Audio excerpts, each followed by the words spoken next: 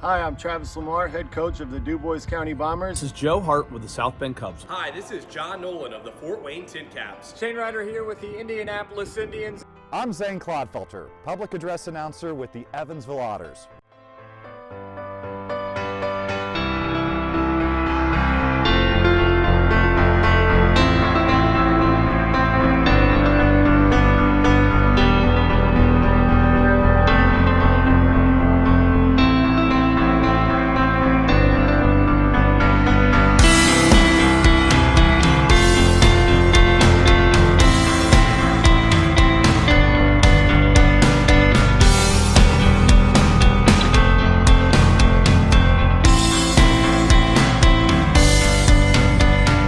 Welcome to Top Stories in Baseball Across Indiana 2020. Welcome to the top stories in baseball across Indiana in 2020. Welcome to the top stories in baseball across all of Indiana for 2020. Welcome to the top stories in baseball across Indiana for 2020. Welcome to the top stories in baseball across Indiana for 2020.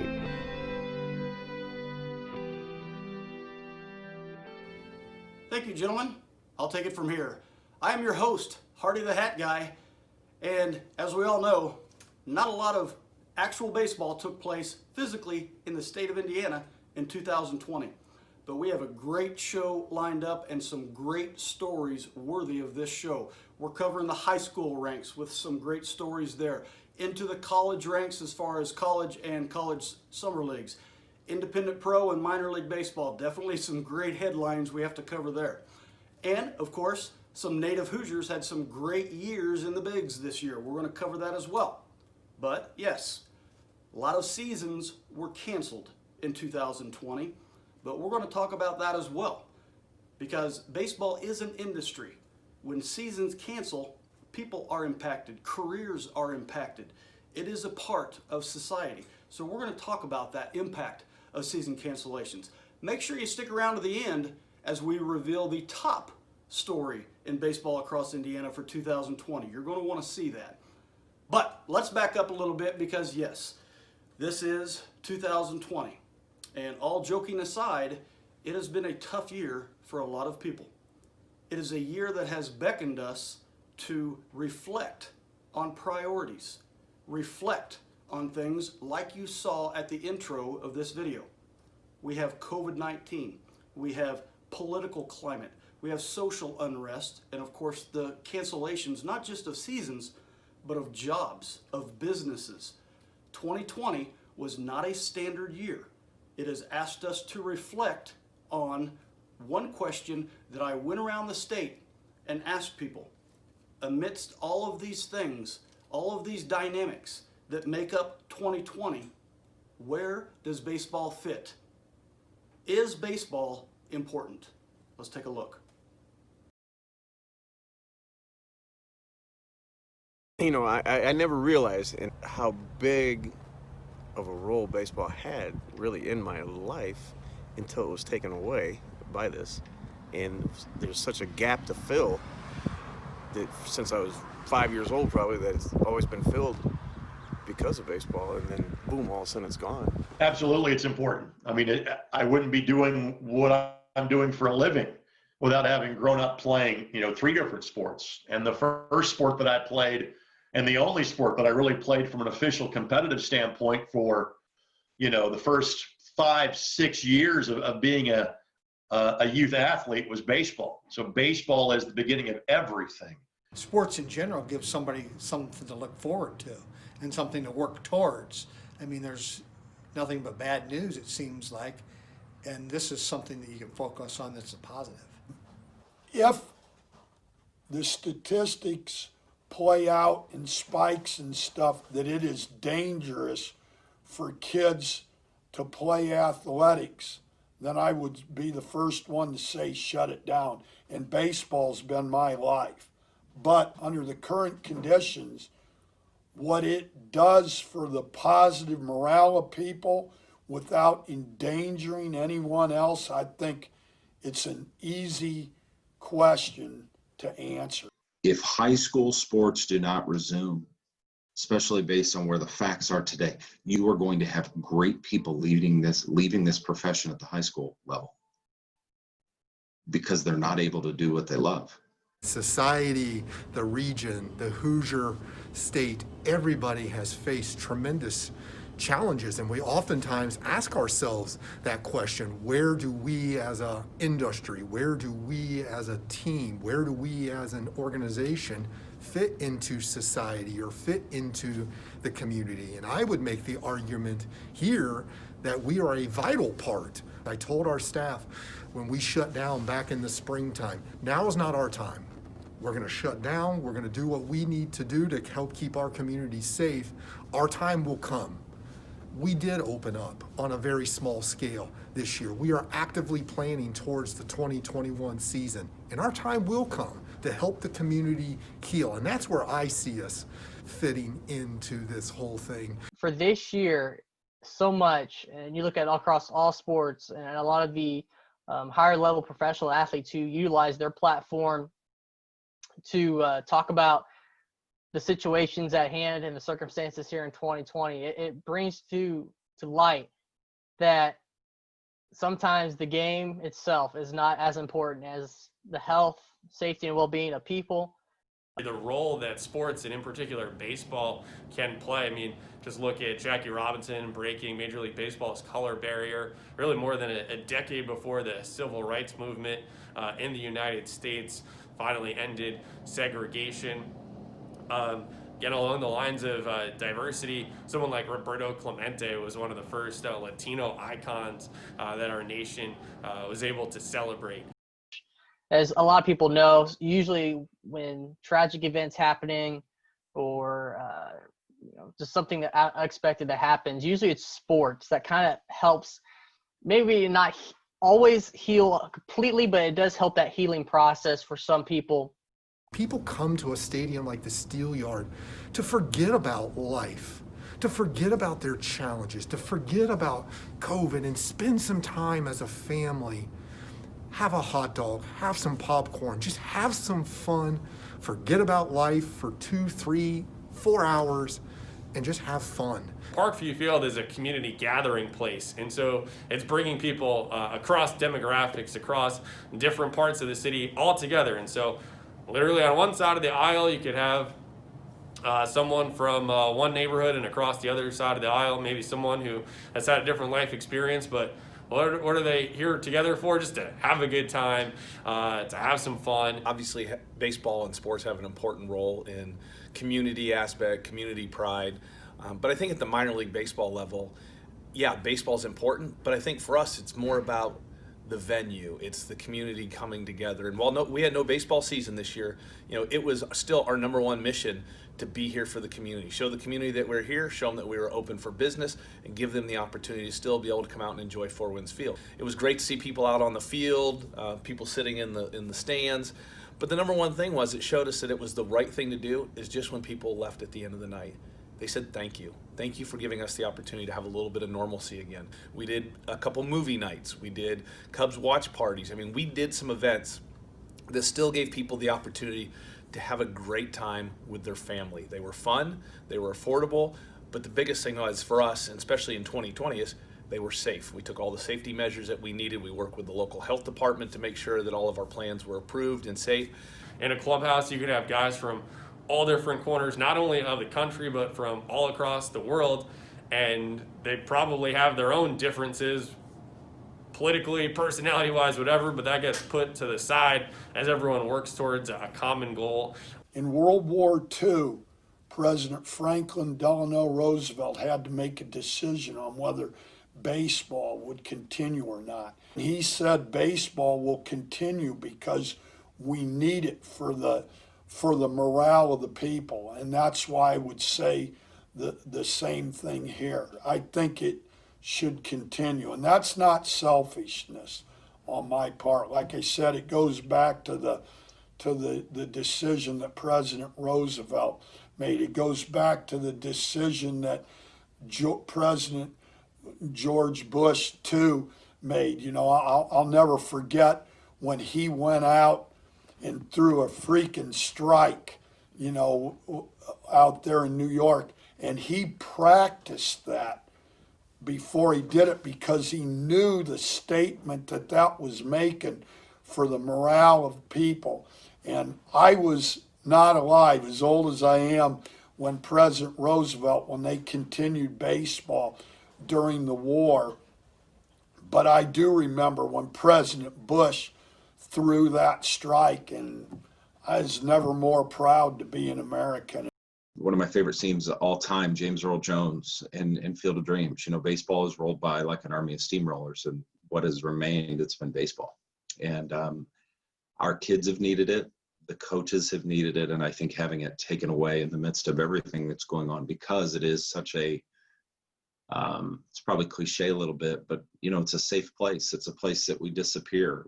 Kids, we all go through things, right? I talk to kids all the time. You may have had an argument with mom and dad. You're going to have to clean your room when you get home and do 3 hours of homework.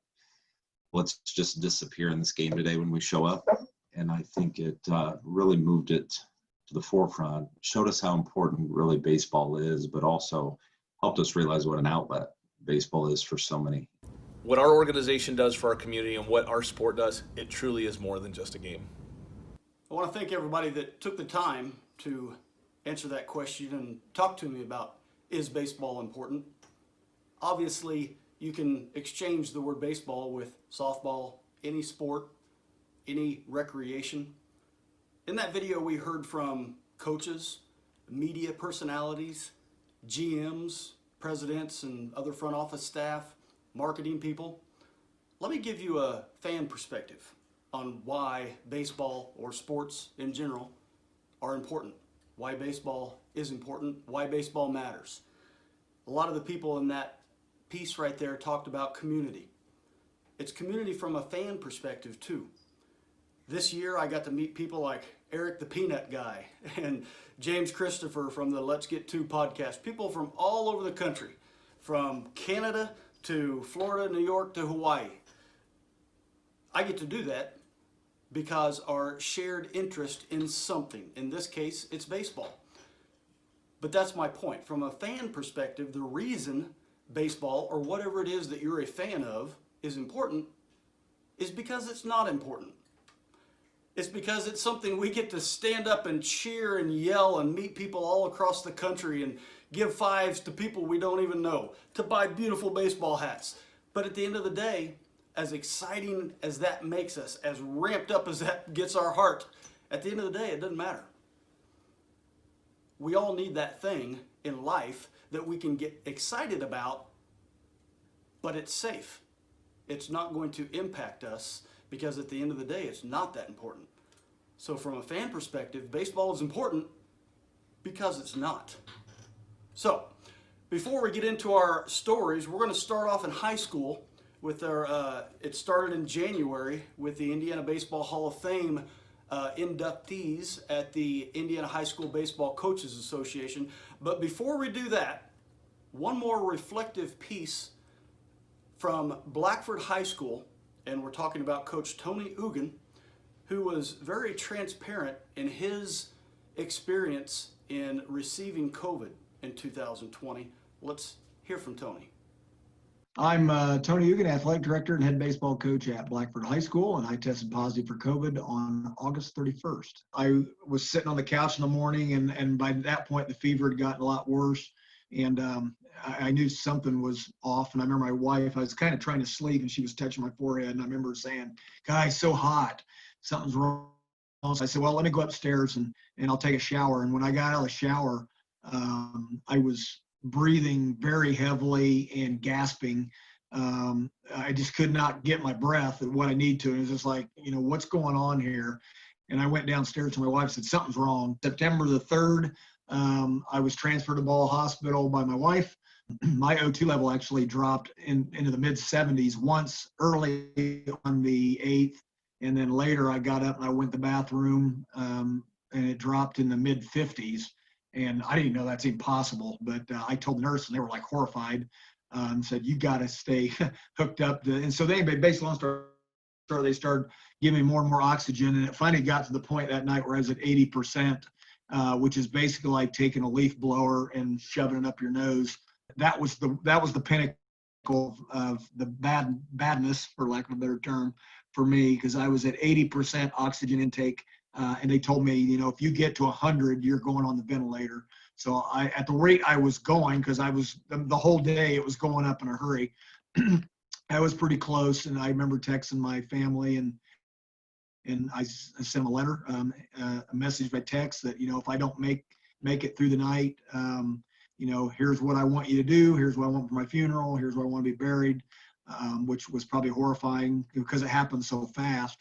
And again, I wasn't like I was that close to death, but I think when they ask you if you have a will, you're probably pretty close. And of course, anytime you hear the word ventilator, you're in a panic, because if you've been on a ventilator in April, it was like 40 to 50% chance you were going to die. Well, luckily, I was in September.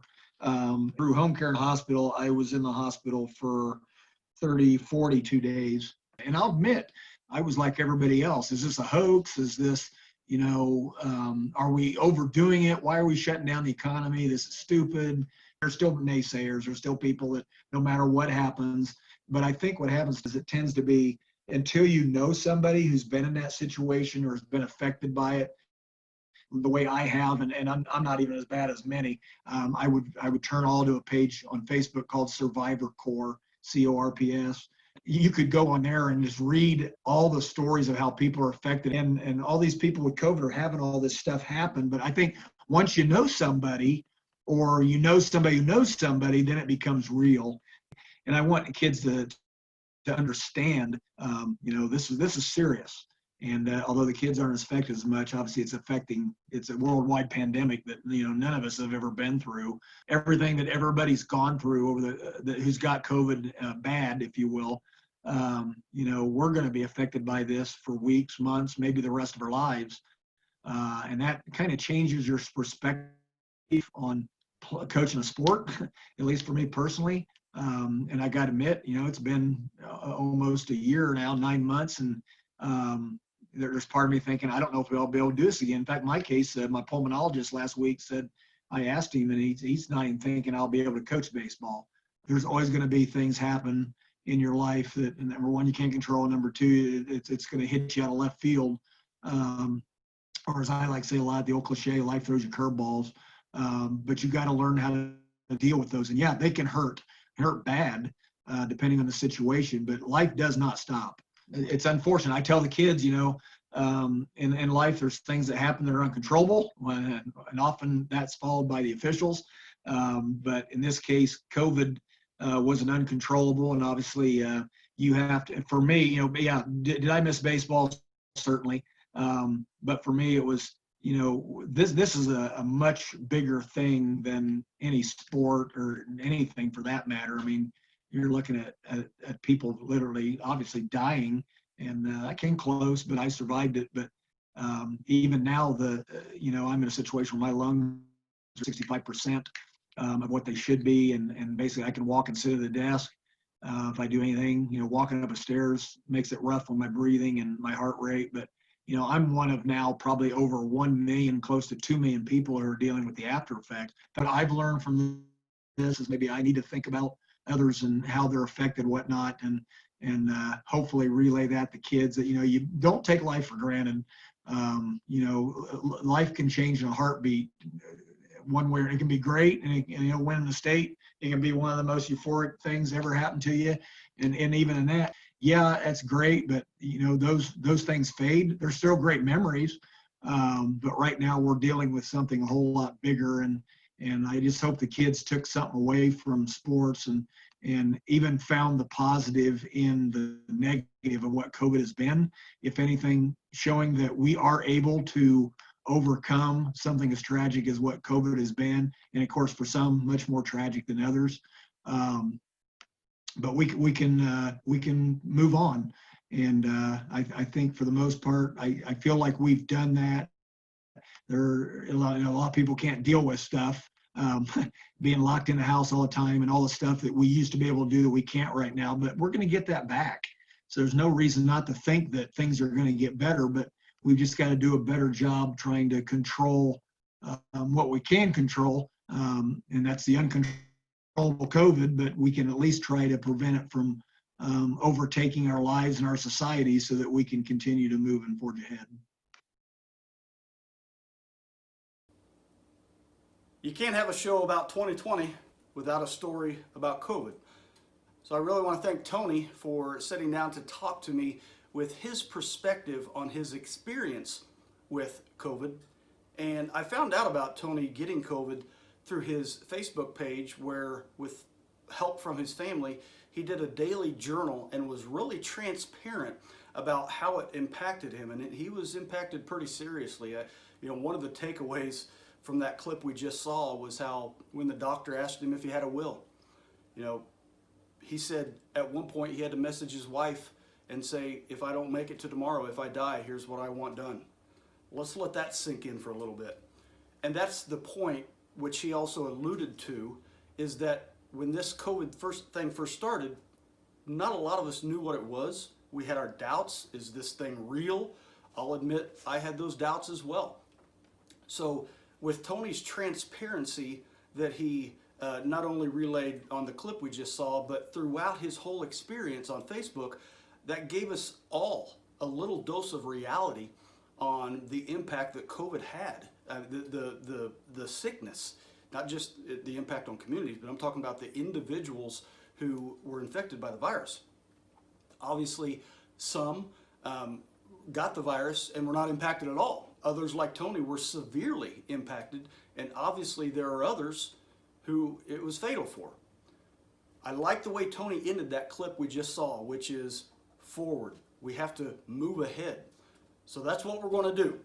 Before we get started with our first clips into the high school scene, you're going to notice a couple things different. Number one, you saw the blue bar pop up from the bottom there. That is the tip of the cap stream with all the stories that we have to go through for the rest of the show. We want to keep this show under 6 hours. So at the bottom, we have our tip of the cap stream, which is what I'm doing, just that. I'm tipping my cap to some of the great headlines across the state that don't make our main storyboard. Also, you'll notice I changed hats. This is the first tip of the hat, R3. You see that right there? That is Rounding Third. That is an organization headed up by Joel Reinbold, who we saw earlier in the show here. And Joel, this Rounding Third organization, is his mission in bringing baseball to some really hurt areas in Jamaica. It's a great organization.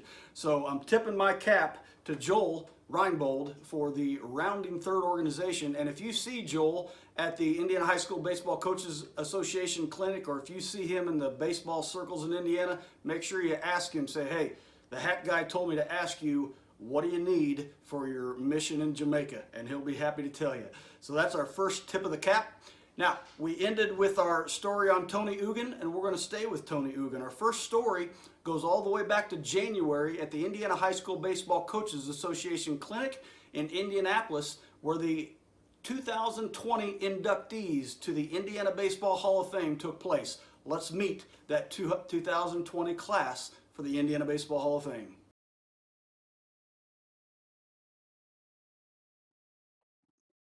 Tony Ugin. Tony spent his first 20 years as the skipper for the Northfield Norsemen that included over 12 seasons with 20 or more wins. In his time with the Norsemen, he garnered 13 conference titles, 7 sectional titles, 4 regionals, 2 semi-states, and reached the Final Four 4 times, winning the 2A state titles in 2001 and 2012, and was the 2A state runner-up in 2013.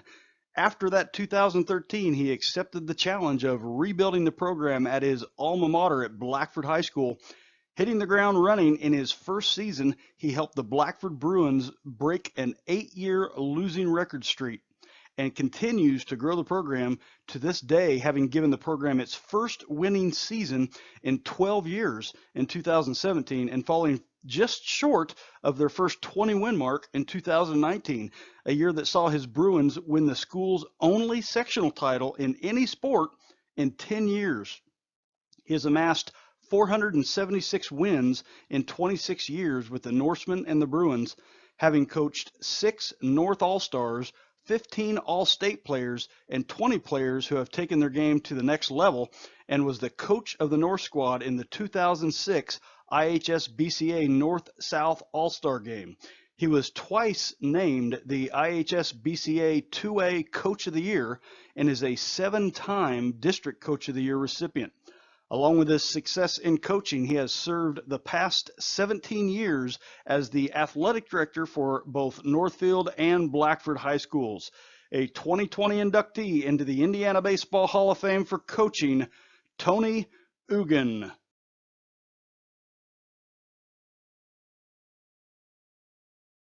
Scott Up. Scott has been the LaPorte Slicers skipper for over 21 seasons. He served 6.5 years as an assistant coach before taking over as the head coach halfway through the 1998 season, and has since amassed 472 wins with only 197 losses. That math adds up to an impressive 70% win-loss ratio. This includes 5 Duneland Athletic Conference titles, 8 sectional championships, 3 regional crowns, 2 Final Fours, and a state championship. He is a 6-time IHS BCA District Coach of the Year and has received Indiana's State Coach of the Year plus a District 4 National Coach of the Year honor. He coached the 1997 North All-Star team, has had numerous players continue their career beyond high school, including 4 players reaching the professional ranks. Scott is a graduate of LaPorte High School and played for one of the great coaching legends here in Indiana, fellow Hall of Famer Ken Schreiber. He received his bachelor's degree and played collegiately at Missouri State and holds a master's in administration from Indiana University.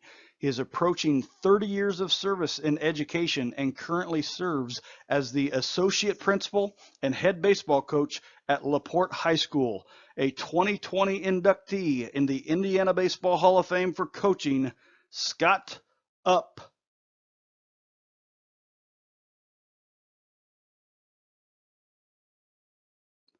Clint Barnes. Clint is a 1997 graduate of Vincennes Lincoln High School and played collegiately for Olney Central Junior College, and then one season for fellow Indiana Baseball Hall of Famer Coach Bob Warren at Indiana State before being drafted by the Colorado Rockies in 2000. While at ISU, Barnes was voted All-Region and All-Conference by carrying a .375 average with 93 hits, 18 doubles, 7 triples, and 10 home runs to go along with 63 runs scored, 37 RBI, and 20 stolen bases. His pro career began in 2000 with the Rockies, where he played 3 seasons before reaching the major leagues. He played 8 seasons with the Rockies, 1 with the Houston Astros, and 3 with the Pirates before finishing in 2015 with the Padres. His career .245 average includes 89 home runs, 415 RBI, 932 hits, 434 runs scored, and 43 stolen bases, and appeared in the postseason in both 2009 and 2013. That 2013 series was the National League Divisional Series, where he carried a .286 average. A 2020 inductee in the Indiana Baseball Hall of Fame for his playing career, Clint Barnes.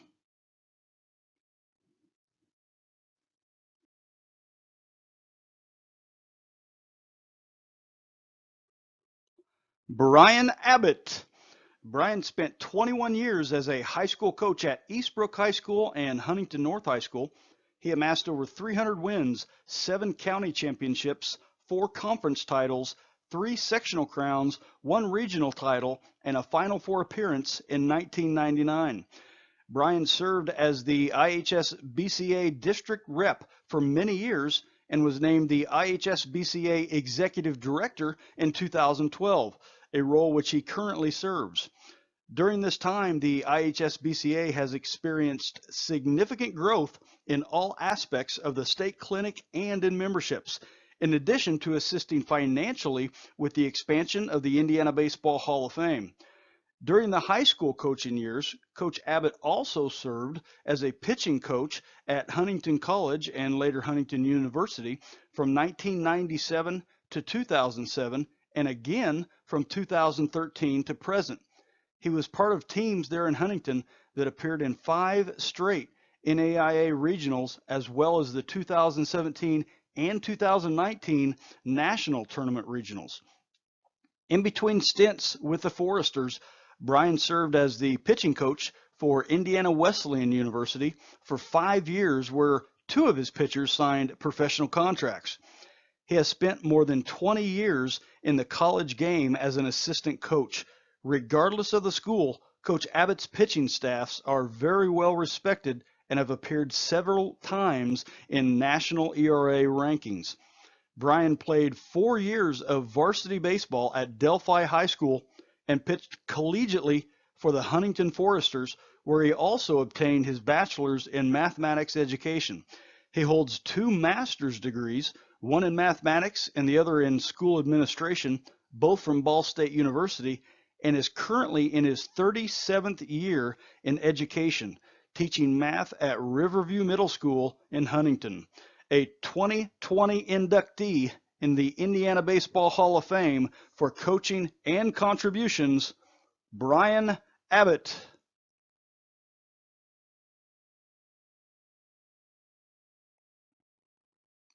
George Cuppy. Unknown to when he changed his name, George Cuppy was actually born as George Kopp, that's K-O-P-P-E, in Logansport, Indiana on July 3rd, 1869. He now lays to rest in Elkhart, Indiana, having died on July 22nd, 1922 at the age of 53. George started his career in organized baseball at the age of 20 with the Dayton, Ohio Reds of the Tri-State League in 1890. In 1891, Cuppy divided his time between the Jamestown, New York squad and the Meadville, Pennsylvania squad for the New York, Pennsylvania League. The right-handed pitcher won 21 games that season while also playing 17 games in the outfield. Using what he called a jump ball pitch, which was a rising fastball, he combined with teammate Cy Young to give the Cleveland Spiders of the National League a strong 1-2 punch during the mid-1890s. Cuppy's best season was his rookie year in 1892 when he went 28-13 with a 2.51 ERA. He also posted seasons of 24-15 in 1894, 26-14 in 1895, and 25-14 in 1896, while all in Cleveland. His 10-year major league record with 4 teams was 162-98. In 1894, Cuppy led the National League in shutouts, and during the 5-year span from 1892 to 1896, he and Cy Young combined for 279 wins, the most of any 2 teammates in the majors over that span. A good hitting pitcher as well, he scored 5 runs in an 18-6 win over the Chicago Colts on August 9th, 1895, while also pitching one of his 224 career complete games in that same contest. After leaving the majors, Cuppy returned to Indiana, where he pitched for and managed an Elkhart semi-pro club in 1902, and later in life ran a billiards parlor with fellow Indiana Baseball Hall of Famer Lou Krieger. A 2020 inductee in the Indiana Baseball Hall of Fame for his playing career, George Cuppy.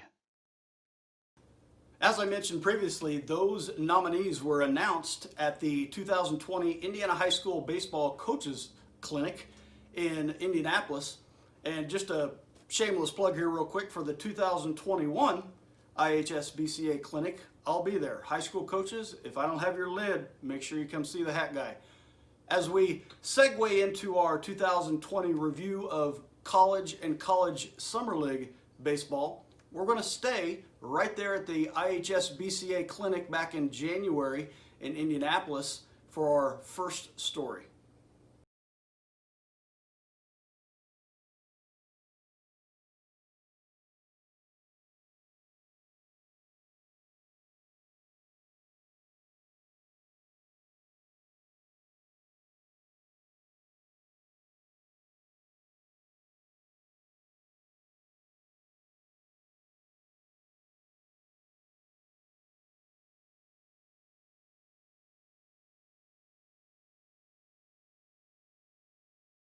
2020 was a tough year for sure.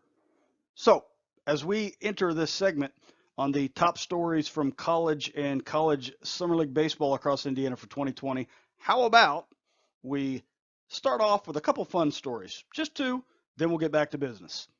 Our first story takes place where we left off at the IHS BCA clinic in Indianapolis back in January. What happened there? This happened there. I picked up the last hat to complete the Indiana colleges and universities baseball hat collection. This collection includes an official on-field hat from every collegiate baseball team in Indiana. I picked them up from either one of the coaches or the athletic department of each school, but that's only half the story. Also, while I was at the clinic, I met up with this guy. This is Ray Howard, director of the Indiana Baseball Hall of Fame. I'm shaking his hand here because I just turned over that Indiana College's baseball hat collection to him for permanent display at the Indiana Baseball Hall of Fame down in Jasper. So the next time you're down there, be sure to make a stop at the Indiana Baseball Hall of Fame and set aside some time. Because if you're a baseball enthusiast like me, this is a one-of-a-kind attraction that truly pays respect to our state's proud heritage in baseball. And I do mean that. This is a baseball state. The history and heritage of baseball in Indiana is legitimate, and Ray has done a fantastic job of preserving that at the Indiana Baseball Hall of Fame down in Jasper.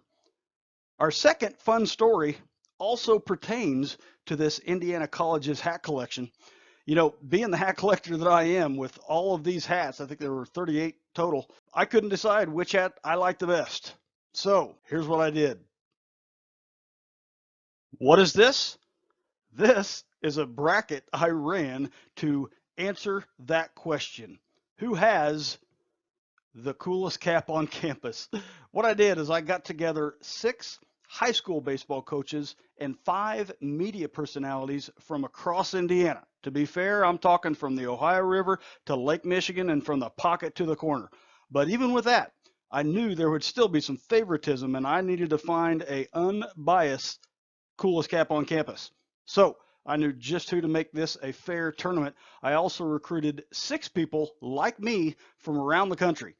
In that, I mean 6 of the biggest hat collectors I know, and they came from New Jersey to Arizona. All in all, this panel of 20 came together over a Zoom call, and here's how it played out. Let's start in the Northwest. The drawings were somewhat random. I tried to put rivalries together as much as possible when making the bracket up, while also staying somewhat regional for each bracket. For example, here in the Northwest, I pitted IU Kokomo versus IU South Bend, Purdue versus Purdue Northwest, etc.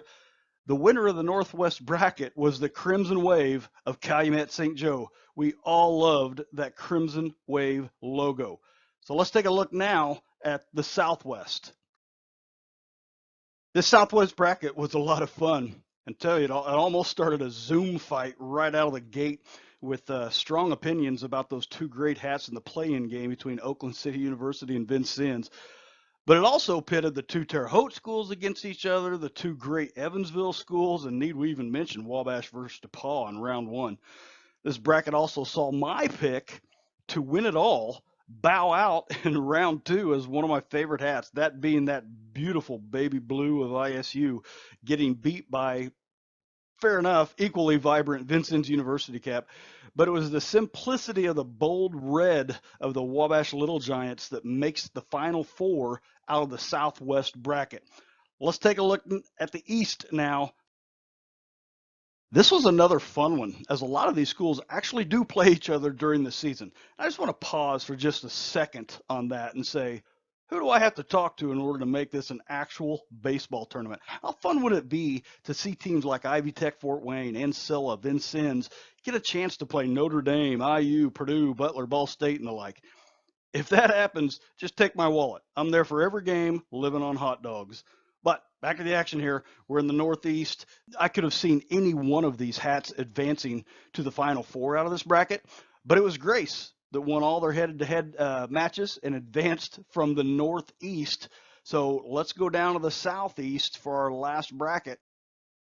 I caught a lot of flack on this bracket, having put teams as far north as Ball State in a southeast bracket. But hey, what's a good tournament without a little controversy? We saw the pattern in this bracket continue, though, because just like how the simple design of the Wabash hat took the Southwest, the simple, bold look of Franklin Grizzlies here ended up the victors in the Southeast. So we have our Final Four. Calumet St. Joe versus Wabash in the West, and Grace versus Franklin in the East. And it was the Grace Lancers who were victorious in my first and maybe only coolest cap on campus. You know, that cool logo was just too much to handle for everybody else. This was a lot of fun. You know, in recruiting this panel of 20 people, I advertised it has only taken about an hour. And truth is, we started about 9 o'clock and we didn't get done. We didn't crown Grace the winner until like 2 in the morning. It was a 5-hour night getting this done, but we had a lot of fun. So these are just a couple fun stories that took place in 2020. Let's continue in our college and college summer league segment with some serious baseball. Not a lot of baseball happened within the college ranks in Indiana in 2020, but there was enough for this to happen. A big congratulations to Jeff Jenkins, head coach of the Fighting Engineers of Rose-Hulman there in Terre Haute, for picking up his 800th career win in 2020. I was thinking at the time he did this, at the time he picked up his 800th win, I believe there were 8, maybe 9, only 8 or 9 active D3 coaches to reach that milestone. Only 22 all time. So Coach Jenkins has been doing this since 1990. I think he started there with Rose-Hulman, and he'll certainly be adding some more as he keeps the reins heading into 2021. A big congratulations to Coach Jenkins for this milestone victory in 2020. Next top story has another congratulations and a thank you.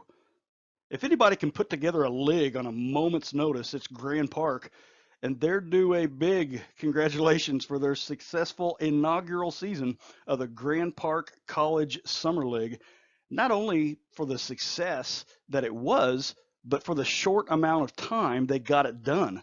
The league was formed in response to the forced cancellations of college summer leagues, not only in Indiana, but across the country in 2020. And for them to be able to do it, a lot of logistics had to fall in line. There's a few videos online that talk about all that, and it's really impressive. You know, to keep the players in the bubble, for example, they utilized a pretty clever program to where they basically put them to work. They're doing everything from the scoreboard and the books to manning a broom. And the league, you know, really benefited. You know, we talk about season cancellations later in the show here, but this league really benefited the collegiate players from across the country who otherwise didn't have a summer ball option. And the thank you that I mentioned earlier, that's on behalf of fans like me, because in 2020, this was the only live baseball I got to see.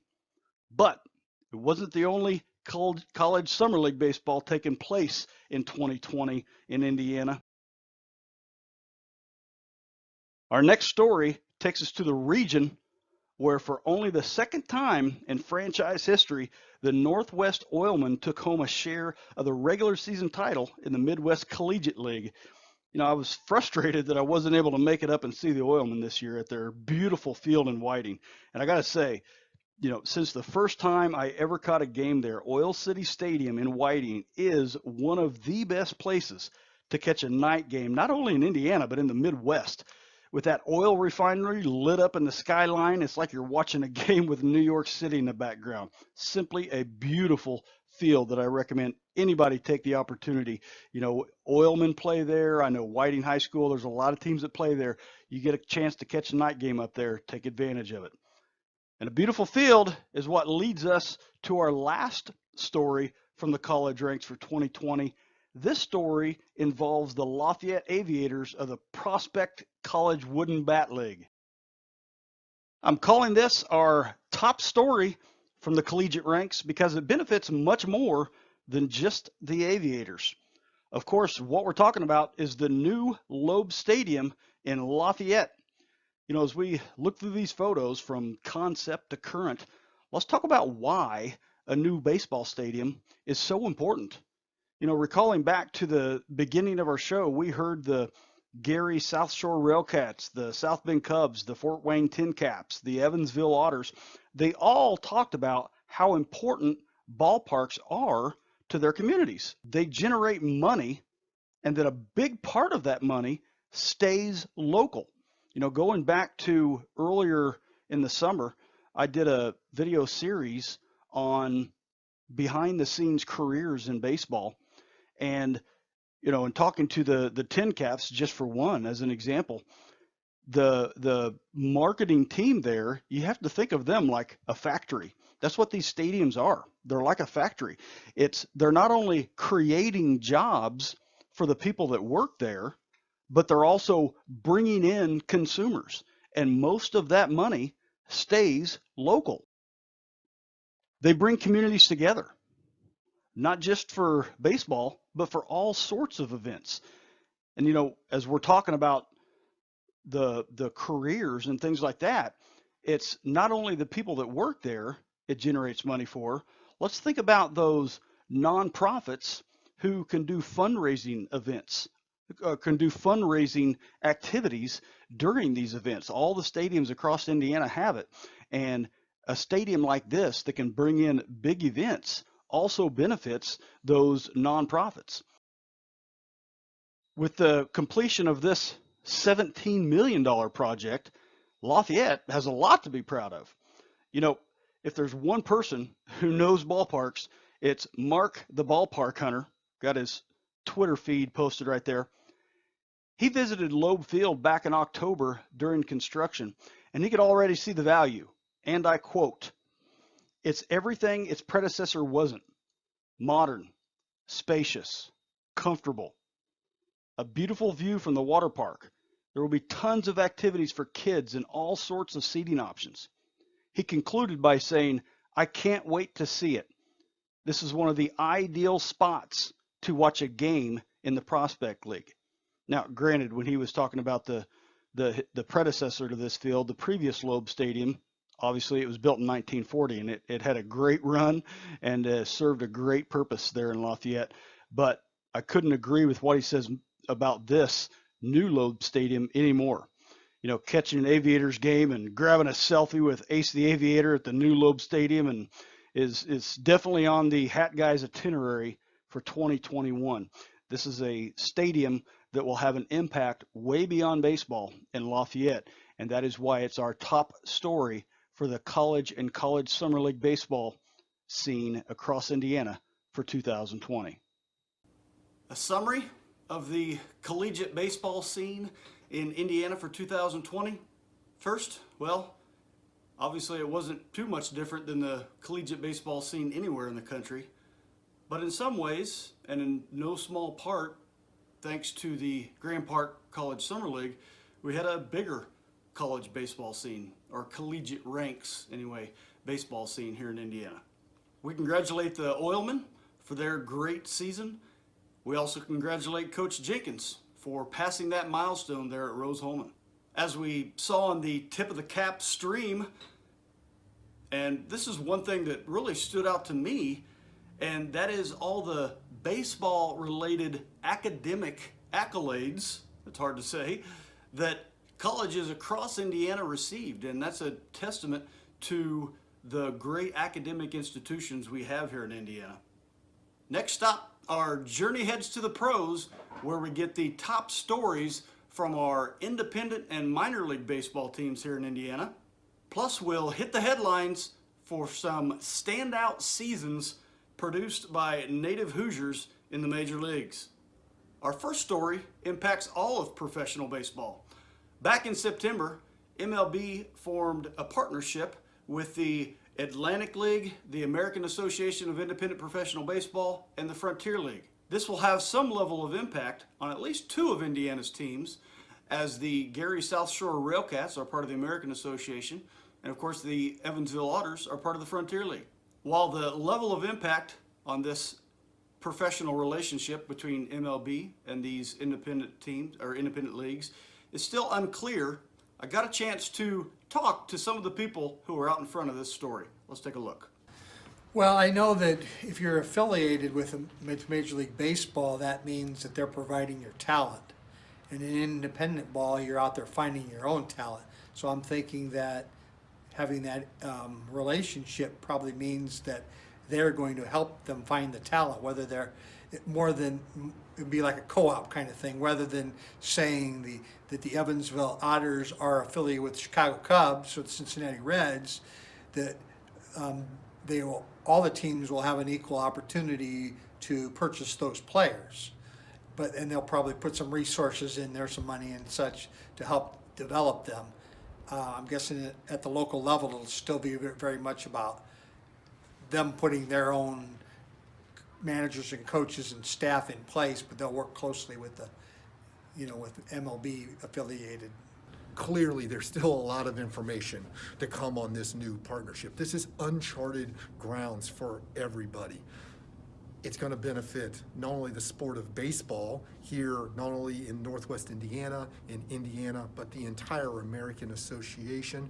We are committed to helping grow the game of baseball here. We look to do several new youth initiatives. The detail on that's still to come. There's a lot more to come. And then on the player side of things, this is going to create opportunities, because at the end of the day, we are still going to be designated as a developmental league.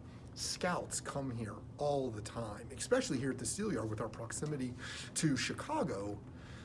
It's going to be easier how the vision is for a scout to come here, scout a player, get his statistical information, and then for that information to get to the get to the major league team, and for that player to eventually be signed and end up in an affiliated roster somewhere. So we see it as a multi-layered, multi-benefits, still a lot of detail to come in the future weeks, months, and years ahead. We're just excited to what it could possibly lead to down the road. Right now, it's still a lot to be defined in terms of the details and what it truly means, especially for a lot of people. They immediately think, it's really going to be on the field related, because obviously the landscape of the relationship between Major League Baseball and minor league baseball is assumed to be changing here very soon. However, it's not really much to do with on the field at the moment. I think it's more going to be about the opportunities that present itself in terms of marketing and promotional purposes, community relations. And I think for Major League Baseball, they saw it as a good opportunity to reach out to not only the Frontier League, but they also formed similar partnerships with the American Association as well as the Atlantic League, because those three independent leagues and the Frontier League serve cities and markets that are not served by either minor league or Major League Baseball. So for Major League Baseball to form these partnerships with the Frontier League, obviously it's great for independent baseball, because having that kind of connection with the brand that is Major League Baseball and MLB, that's a huge lift, and it's big news for the league, for the fans. But yeah, most of it so far seems to be more intentionally directed toward marketing, promotions, as well as community relations, whether that be reaching out for youth programs possibly. I know the RBI program with Major League Baseball has been a big, impactful program throughout many communities, something like that, as well as other ways to reach out to these markets that, again, are not served by Major League Baseball. So as you can see, not a lot to talk about yet for this story. We're going to watch this start to play out in 2021 and beyond. One thing is for certain is that MLB decisions are definitely financially driven. So while this isn't a real big story this year, we're going to keep an eye on it, because in years to come, it could be the top story that started in 2020. Our next story also comes from the independent ranks, with the DC Bombers losing their season after the Ohio Valley League canceled. One of Indiana's most historic fields was facing a summer without baseball. Thankfully, a California native came knocking, looking for a place to bring his team and his league. Let's take a look. This story starts with Brian Williams and his newly formed team named California Dogecoin of Fairfield Professional Baseball Club. Just a quick side note on that.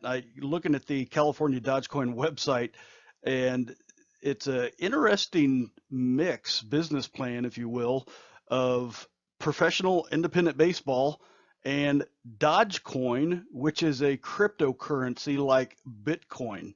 So interesting hybrid there, interesting marriage between cryptocurrency and independent baseball. Either way, moving forward, this team, the California Dogecoin of Fairfield, was intending to start their first season with the Pacific Association of Professional Baseball Clubs in California when that season was canceled. So Brian hit the road, literally traveling the country, working his way east from California, looking to form his own league and looking for a stadium, which led him to historic League Stadium in Huntingburg, Indiana, which of course was the theatrical home for the Rockford Peaches in filming of the movie A League of Their Own. And fast forward, the Liberation League was formed. Now, two Indiana teams, the Indiana Barn Owls and the Indiana Windstorm, were in the league, and they joined the Baseball Resume Bandits and California Dogecoin, which Brian Williams brought that team over here, and that was one of the teams in this league. So it made up a 4-team league. The Barn Owls, interestingly, were coached by longtime independent pro and baseball veteran, former Avon, Indiana native, Derek Piles. The Indy Windstorm actually had a pretty good year. They took the regular season title, but they lost to the Bandits in the league championship. So not a lot of information to cover on this story, and we really don't know where the league goes from here. Obviously, the DC Bombers will have stake on League Stadium in 2021.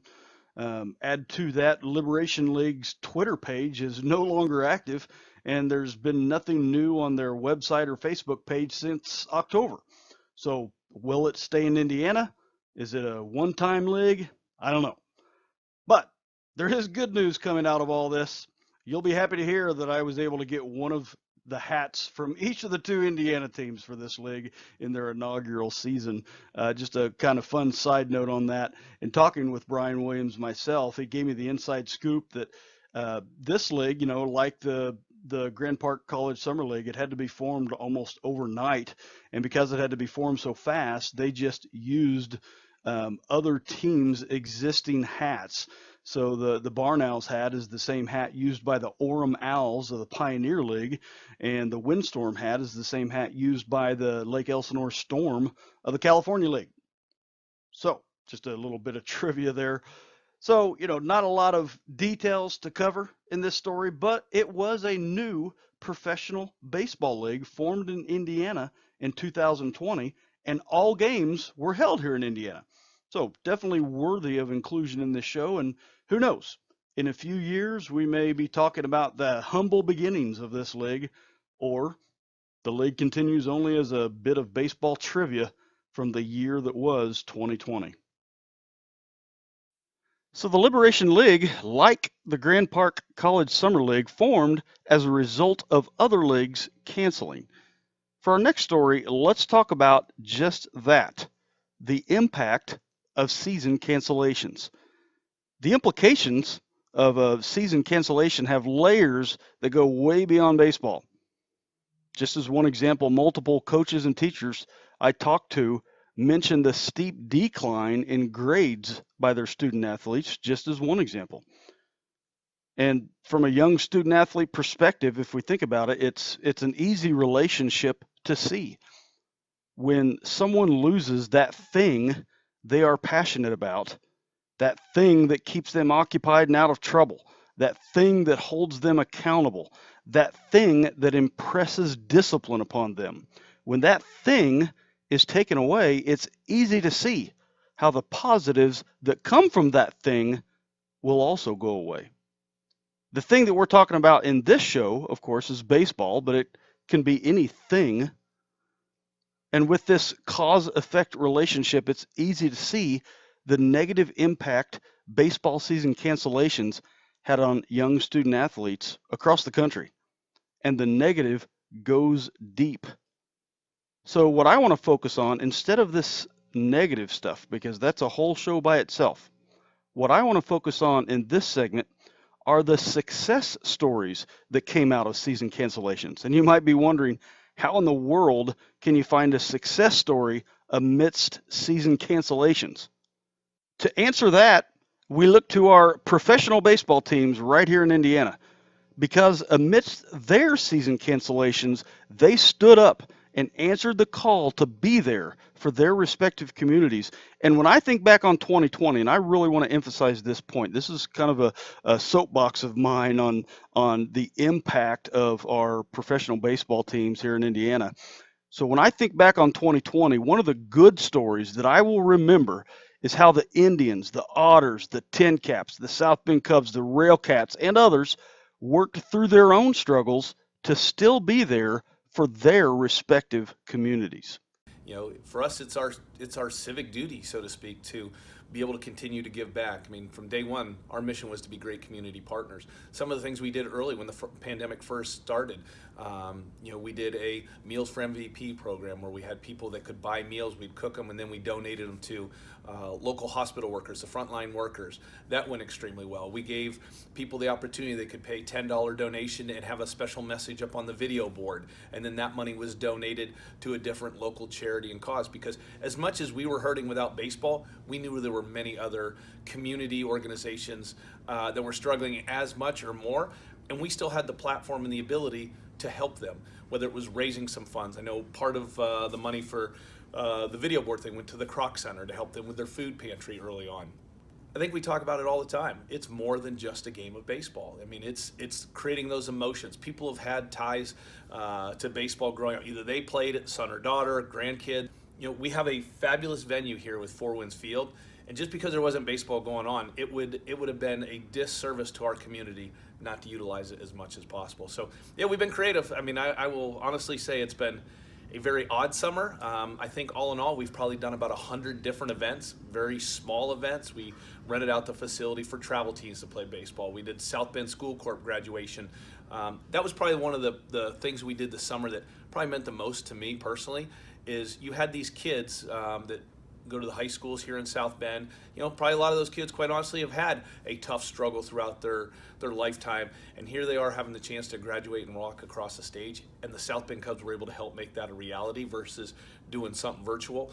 That meant a lot to be able to do the 4 or 5 high schools in South Bend. So it's been an interesting summer. It's when we've had to put our creative hats on, but I think that's what makes the minor leagues great. I mean, that's something that we do each and every year. It was just a different way of going about it. As someone that has seen our ballpark transform the city of Fort Wayne and make it such a better community. People want to live downtown, be downtown. We haven't had our ballpark open until we hosted a farmer's market in the middle of the summer, and people just flew in. They wanted to be in the ballpark so bad just to see it. We hosted a movie night, one of our 2 movie nights, and I was getting stopped within the first 10 minutes that our ballpark was open, and people are saying, like, thank you, thank you, thank you. I bought tickets just so I could be here. I would say too, it has been weird. Like when everything just first started, I think all of us can kind of agree, like we were just sort of like, okay, like this is gonna blow over in a couple weeks. It's gonna be fine. We're gonna be back to doing our normal swing of things, pun intended. But then, you know, days turn into weeks, weeks turn into months, and then we're still kind of here in this weird stage, and we had to, you know, just go through a weird limbo of what do we do now. And it was hard to see friends like from businesses who they weren't doing anything either, and then just all the negative things that kind of happened, but then we were able to find the small glimmers of hope through all of this stuff. Like we were able to be there for one another. We had the chance to meet people and just make connections that maybe we would have made regardless of all this, but you just got to be there for people and then show support in different ways. The meal kits we did, just everything that we've been able to do still, like not having that impact that we're normally used to, but still just being there for others and showing that we're still here. We didn't just go radio silent, and we're able to just support people.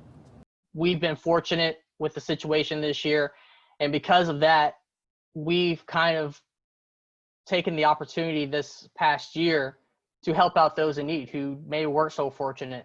A lot of us here in the office and the staff members of the Evansville Otters, we took the opportunity to go out and volunteer with a lot of nonprofit organizations, give our time to help out, and a lot of it involved preparing meals for a lot of the school kids who maybe couldn't afford their school lunches this year due to their families being affected by the pandemic, as well as going out preparing the important supplies that would be needed, masks, gloves, whatever else would be needed to help keep everybody safe this year. We dedicated some of our time this year to help out and do what we can, again, just to make somebody else's situation a little bit better. Because again, we were so fortunate this year that we didn't have to face that brutal hammer of the pandemic as much here at Bosse Field. And then once regulations did kind of die down for us a little bit here in Evansville, we tried to host some events with our nonprofit organizations. We've hosted a couple exercise classes, cornhole tournament, and we had got those in before the regulations started getting very, very strict again. We as the Railcats took a challenge of COVID, pivoted, and we're still able to figure out ways to be a benefit to the community here in Northwest Indiana. Just take a step back after that initial shock, and you work with your staff, your sponsors, the community leaders, and how do we pivot? That's the words you hear these days. Whether, I don't care if you're Google, if you're Facebook, you're the Railcats, you're US Steel. We're all facing challenges and figuring out how to pivot. We at the Railcats took a look at the assets that we have available to us and how do we think differently and how do we operate safely in this environment.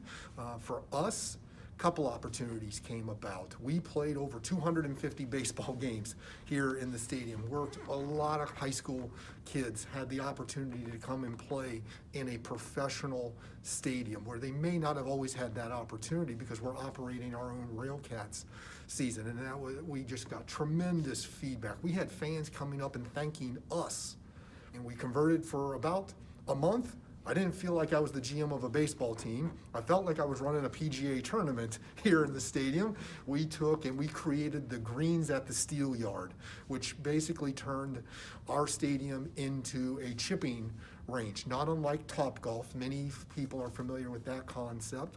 We also looked at creating our own special events here in the ballpark. We did a really cool event back in July on the 3rd and the 4th when Governor Holcomb was just starting to open up the state and you're still kind of figuring it out. But we had a concert and fireworks and just, again, at that beginning stages of the healing process, fans had a tremendous time. So a big tip of the cap to all our professional baseball organizations here in Indiana for stepping up year after year for their communities, and especially in 2020. We have one more level of pro baseball left before we get to our top story of 2020. We have reached our review of the Native Hoosiers in the Bigs. Let's sprint through the worthy highlights before we get to our featured story out of the Bigs. Leading off is Donnie Baseball himself. Evansville's Don Mattingly took home the NL Manager of the Year for his work with the Marlins. And mark my words, with the direction that team is heading, we may see Donnie taking his team to the World Series soon. Second, how about the year Brownsburg's Lance Lynn had? That beard, though. Love it. Put together his second straight solid season with the Rangers. How's he get rewarded? He moves closer to home. He's now a Southsider. We'll get to see him in Chicago next year with the White Sox. In 2020, though, he was 6th in Cy Young voting. Matter of fact, that's a second straight year he had top 10 voting in Cy Young. In 2019, he was 5th. He was 5th in strikeouts in 2020, 3rd in WAR for pitchers, and led the leagues in batters faced. As we'll see later, it was a pretty good year for former Bulldogs. We had 2 Native Hoosiers go deep in the playoffs, both with the Tampa Bay Rays, and these weren't just your everyday insignificant dingers. First, Mike Brasso, born in Munster, Indiana, had a dramatic blast versus the Yankees in the bottom of the 8th that was the go-ahead run that ultimately put the Rays in the ALCS. Plus, it was some pretty sweet revenge against Chapman from their, let's call it, prior engagements between these two. Second was the Fort Wayne Bishop Luers graduate Kevin Kiermaier, who had 2 bombs in the World Series, and they were both dramatic.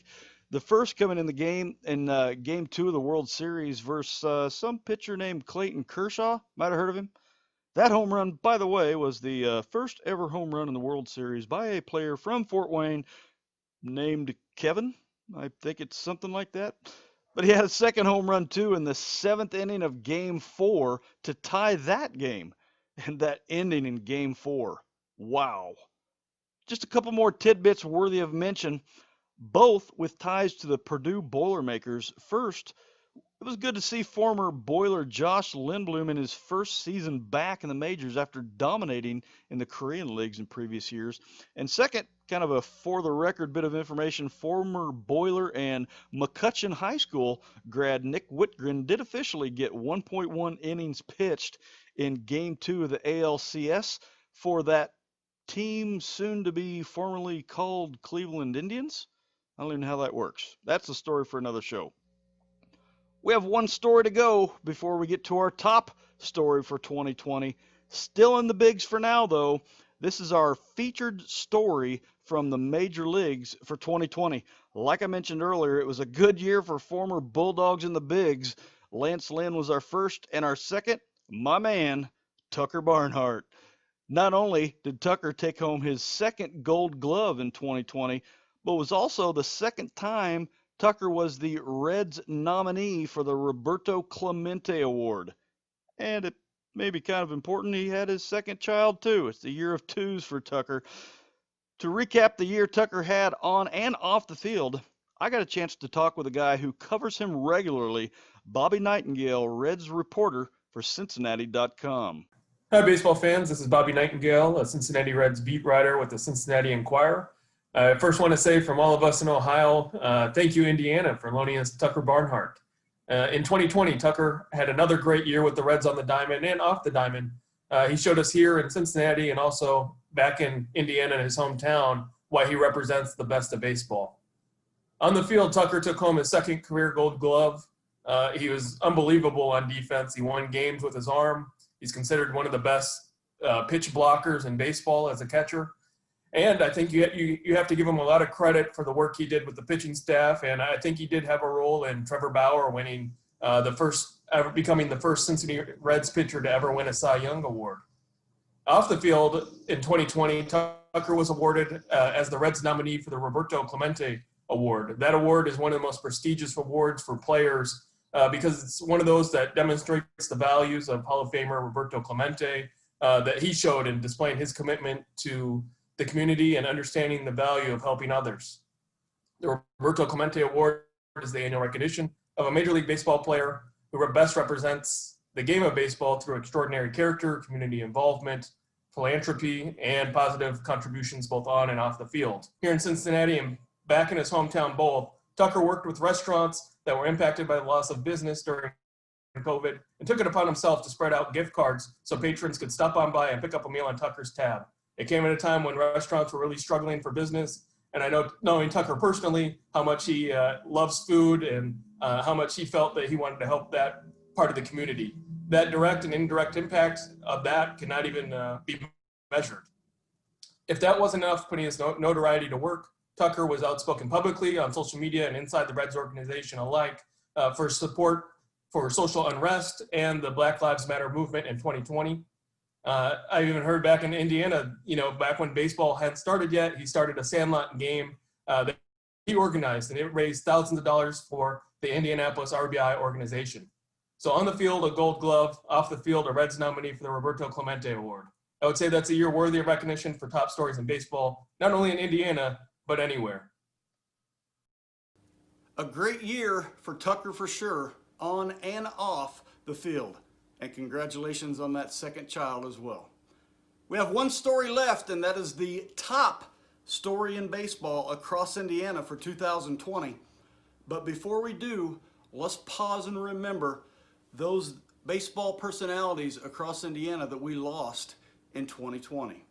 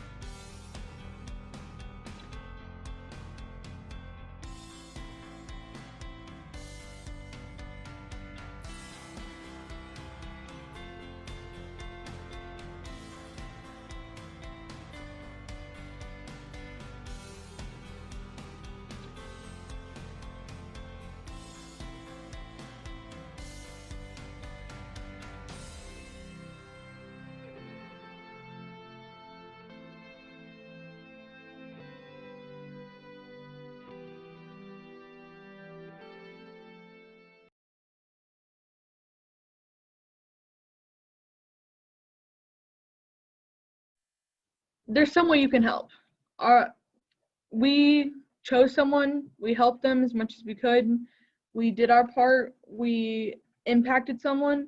Just find a way to impact those around you, even if it's something small, if it's just smiling at them, waving at them, you can find a way to impact everyone around you. And it's very rewarding. It makes you feel like, it makes you find a purpose and find what you really need to strive for in life. Hi, I'm Kirsten Roos. And I'm Kendall Moore. And we're both seniors at Lakeland High School. And we did a senior project, the NECC Hit, Pitch, and Run. Each senior that wants to get a technical honors diploma has to do a senior project. And so Kendall and I decided to do one. It can be little or small, and Kendall and I decided to do a really big one.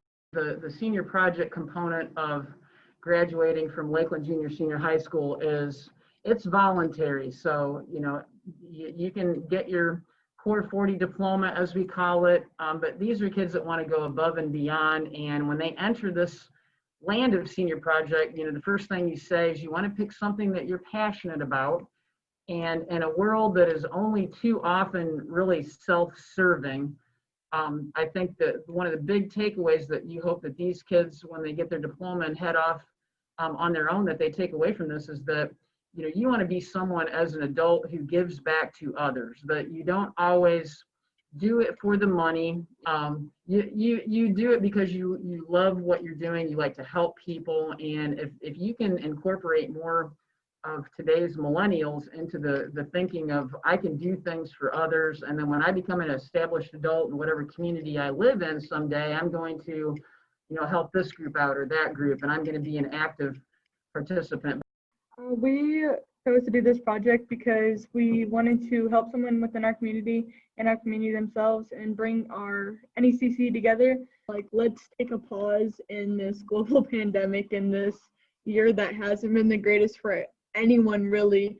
Let's pause it and let's come together and do something great. Let's have some fun. Let's get back on the field that we haven't been on in a year and a half, and let's play the game we love, or let's do a little part of it. And like, how can we incorporate softball and baseball, our community, and this little boy? So we came up with the idea, and then we found who to donate the money to, and then it all went from there. So the first time we met Jaden, we did a little interview, and it was unofficial, but it was kind of fun to do. We found out his favorite things and what he likes to do.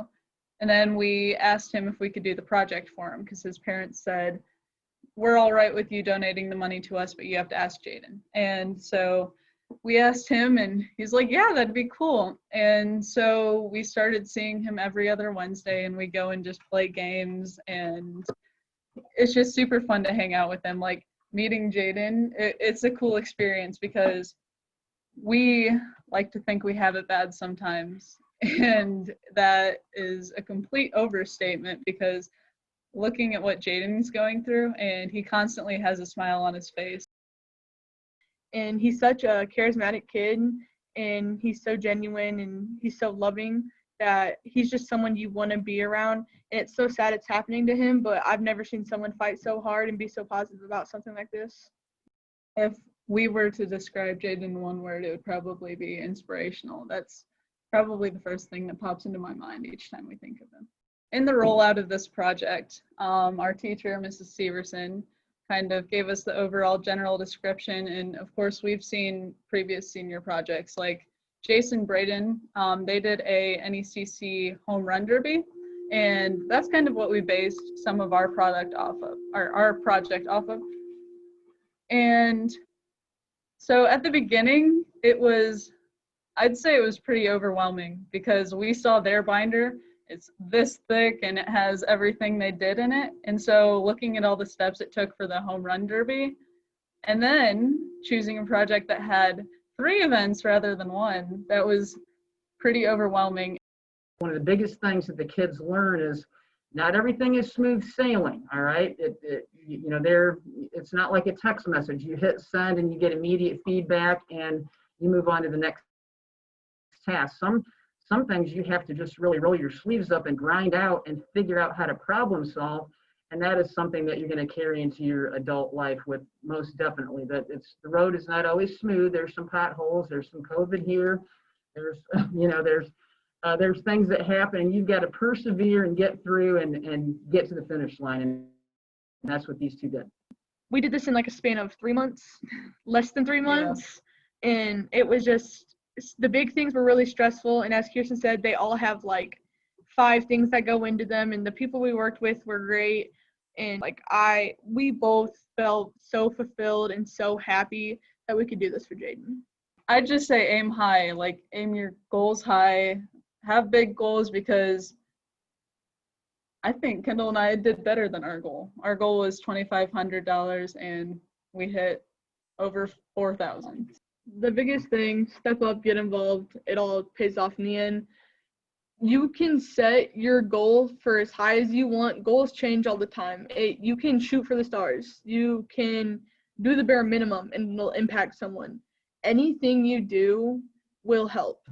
I believe in the grand scope of things. Softball, it's not the most important thing out there. People have other struggles, and us missing our junior season, it's not going to kill us. But I do think softball is important in the aspect of bringing people together. Like what we did for our senior project, it bring our community together for Jaden, for a greater cause. So I think we can use these fun activities to bring things together and to bring light on a greater cause.